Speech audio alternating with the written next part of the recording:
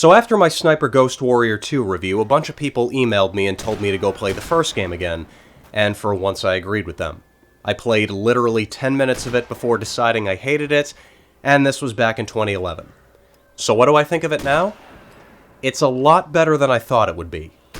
Now, just like Ghost Warrior 2, this game also looks pretty and has a forgettable story.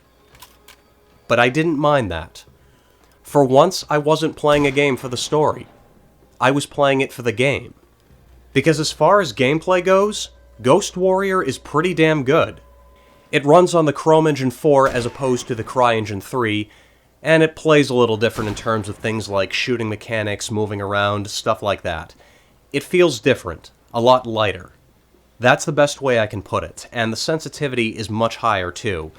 But as far as how the game is structured and how it plays out, I'm wondering what the hell went through City Interactive's mind when they made Ghost Warrior 2, because while this game isn't perfect, it's so much better than the sequel.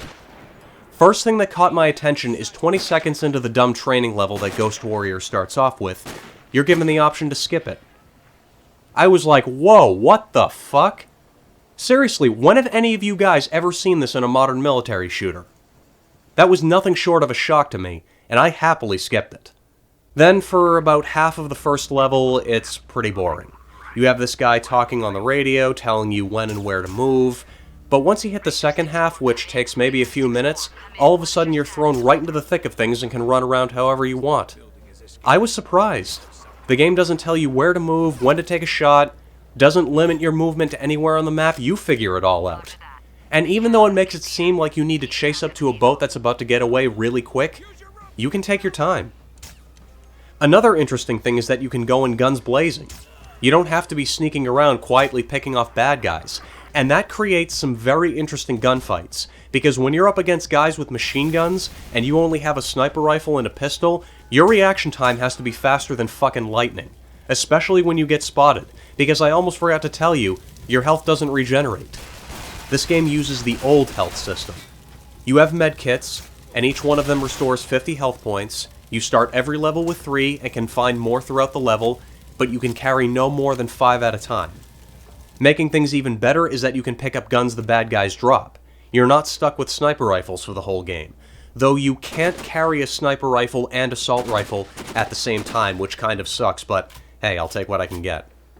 And I'm not gonna lie, these are some of the better gunfights I've had in recent memory.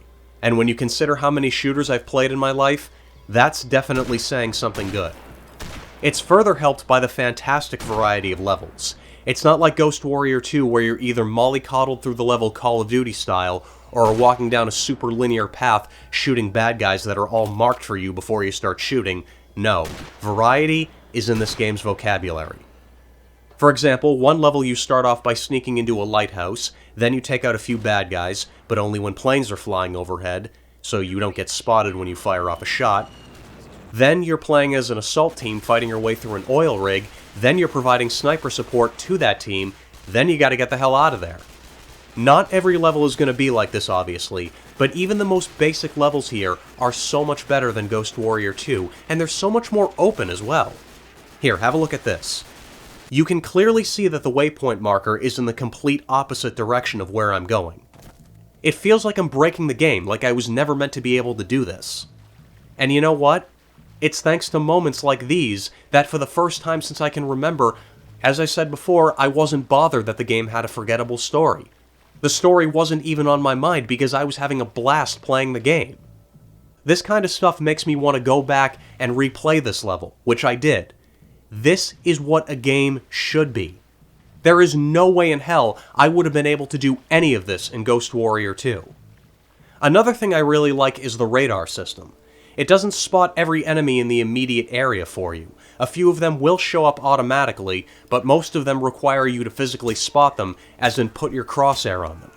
Another odd thing is that every enemy you spot glows with a red aura, which oddly enough didn't make it any easier. And there's also plenty of times where I had taken out every enemy I could see, and as I was crawling through the area, I discovered more bad guys. The camouflage on the bad guys seems to work a lot better than it did in the second game. I don't know if that's because of the lighting engine, the radar, or whatever it might be, but they seem to be able to hide a lot better, making for a much better experience.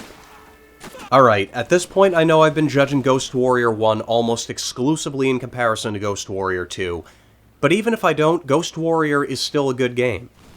At the time this review is being posted, it's normally priced at around $8 on Steam when it's not on sale, and it took me about 4.5 hours to beat it. And it's totally worth that price. This is one of the last games that City Interactive made before they tried going mainstream. They were always known for making these games that, while it was clear they were budget games, they were perfect for a weekend run and gun, and Ghost Warrior definitely qualifies, so long as that's all you're expecting. Because there are a few odd things about this game. Most of them are just weird, unnatural oddities that I really can't explain, but they clearly show that this game was made on a budget. Most of them are completely harmless, but there are a couple which work against you. Because there's a few areas where the difficulty skyrockets through the fucking roof.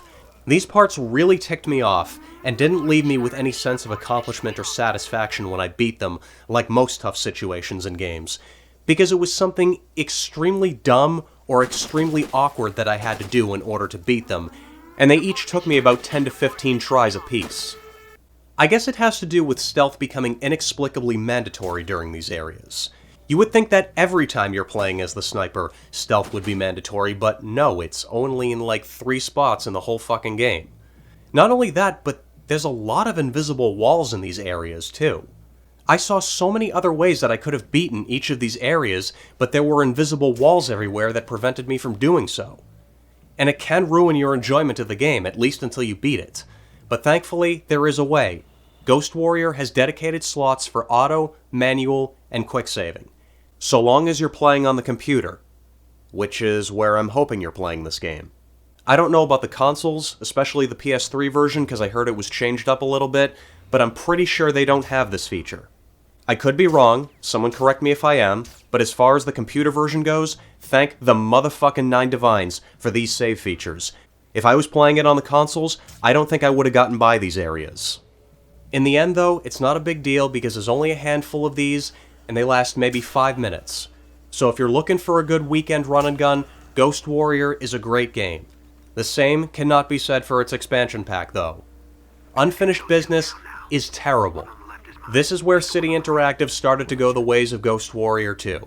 We've got bolt-action rifles, very linear maps where if you go outside the designated mission zone, it auto-fails you in 5 seconds, much more scripted than the base game, all that good happy-go-lucky shit, and I don't recommend you play it.